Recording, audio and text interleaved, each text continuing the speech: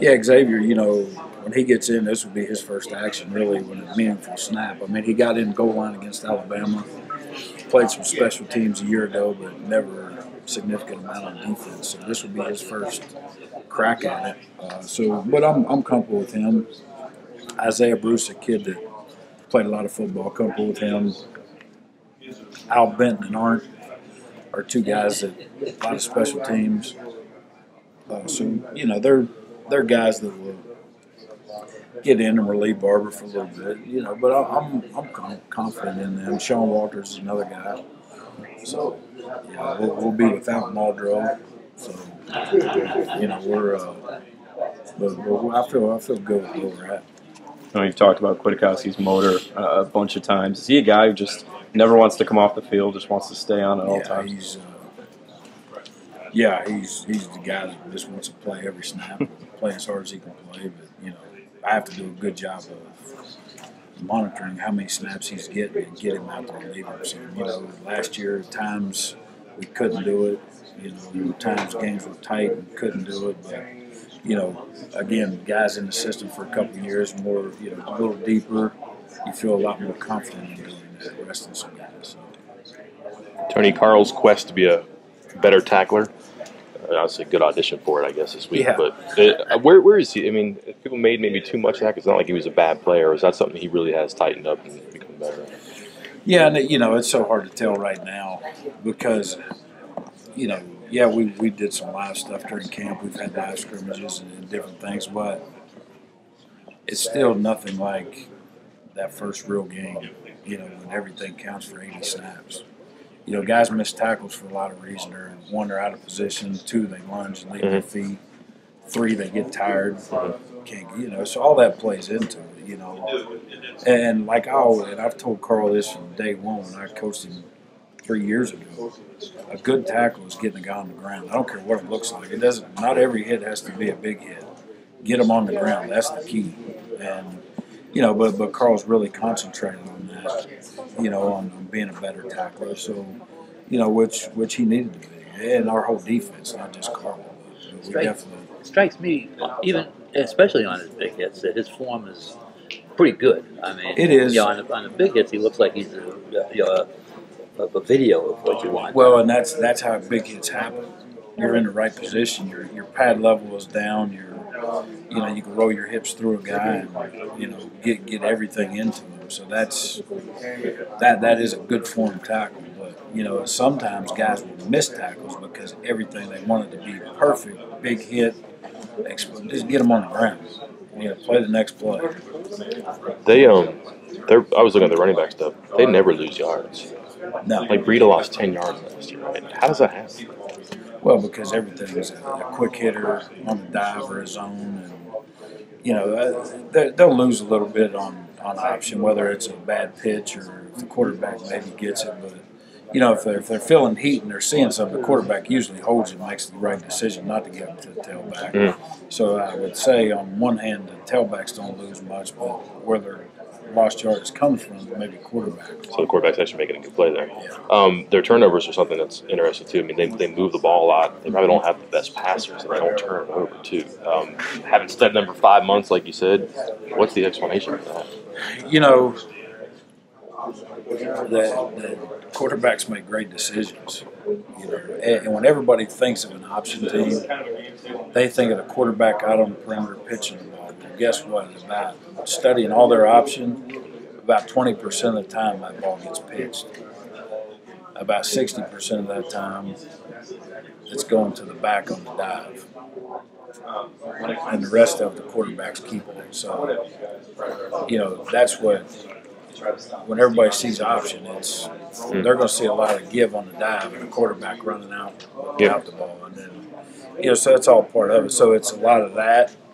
The same, I mean, they'll put the ball on the ground some and get it back or, get good bounces maybe, whatever. Moving them backwards and not letting them move forward, you get them in obvious third and long situations. That's a key, I'm guessing, right? Is there a way to do that against them? Because you want to be aggressive, but you said you can't be. You do. Terribly, right? Again, their third and 7 to 10 breakdown is 50-50 run pass. So, it'll be third and 7, third and 8, and they'll line up and hit you with the option.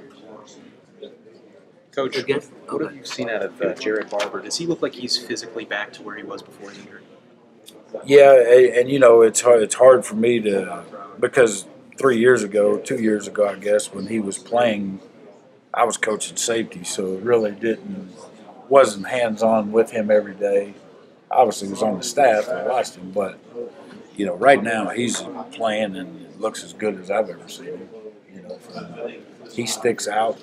He'll show up on film, running around, flying around, hitting people. So, you know, I think he's back to full speed and even a little better at this point. Do you still think you're going to have to maybe spell him a little bit more than you would another linebacker? Oh, well, they all need spell at times. You know, you play them sometimes out of necessity just because you don't trust the guy behind them, or you're in a 1 point game, and you know that's a coach's standpoint. You don't want to give up something and put a backup in, and something happen, and all that. But they all need rested. You know, I don't need to rest him just because he had knee surgery. No, if that's your question.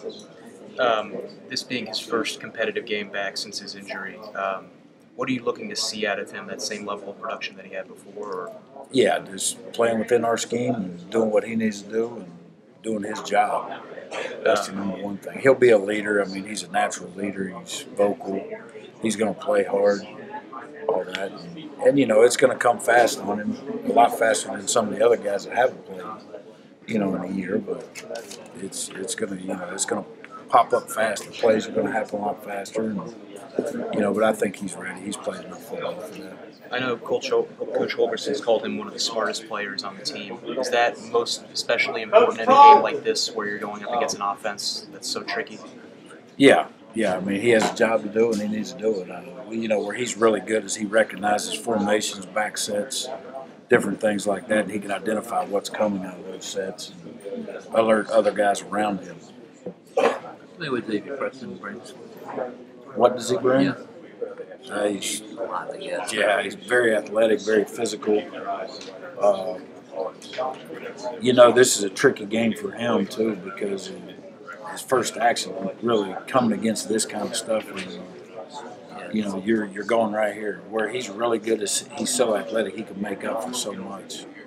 You know, and cross the formation and run and do different things where you can't do that in this kind of thing. You know? So he might be better fit elsewhere. Yeah. You know, in a game later in the season when Yes. he just get his feet wet in this one. Yes. And safety against a option team like this. Does that multiply their importance? It does.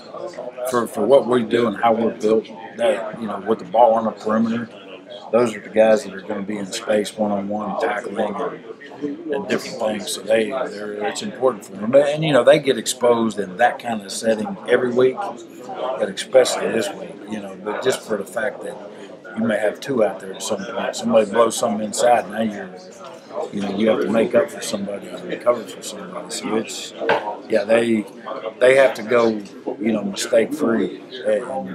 This team's whole offense is based on getting in that situation. Really. Yes. I mean, but other offenses aren't necessarily based on No, that. not at all. You know, I mean, when you break down offenses and you look at tendencies and where they're at, and, you know, run, pass, when it comes, when it happens, all that stuff, you get a pretty good beat. These guys are all over the place. You don't know what's coming and why it's coming and when it's coming. So, you know, they don't give you tendencies, and they do a great job of, you know, running their system. Rewatching some of the game against Georgia Tech last year, it looked like a lot of their big plays were through the air and, you know, 40 yards or longer passes. How do you, I guess, does it help you having the age on defense that you have preparing for those situations? Yeah, the guys have to make sure that they do, you know, corners it's going to be, you know, a game for them. They can't get bored. They can't get their eyes wandering and saying, oh, I got to have to go do this or that. You know, if you're in man coverage, cover your man. If we're in zone coverage, cover your zone and make sure, you know, nothing gets over you or behind you. So, you know, and the same thing for the free safety and the bandit. You know, just do your job, no matter what it is. Think back to like the TCU game at the end and the big play. You know, does this game kind of set you up for that kind of thing to be able to happen at any point? And do you feel like you're confident that won't happen? Well, I mean, Are you referring to the play where we blew a coverage? Yes. Yeah. What's your question? Just being able to face that run or pass option at any point. You know, is that the big play success? We knew TCU was going to throw the ball at the end of the game. It wasn't a trick or a run pass conflict. We didn't get to communicate it to the corner and the safety, but I don't know how you prepare for that. If that's what you're asking, I don't know. A real big list. I guess just the mental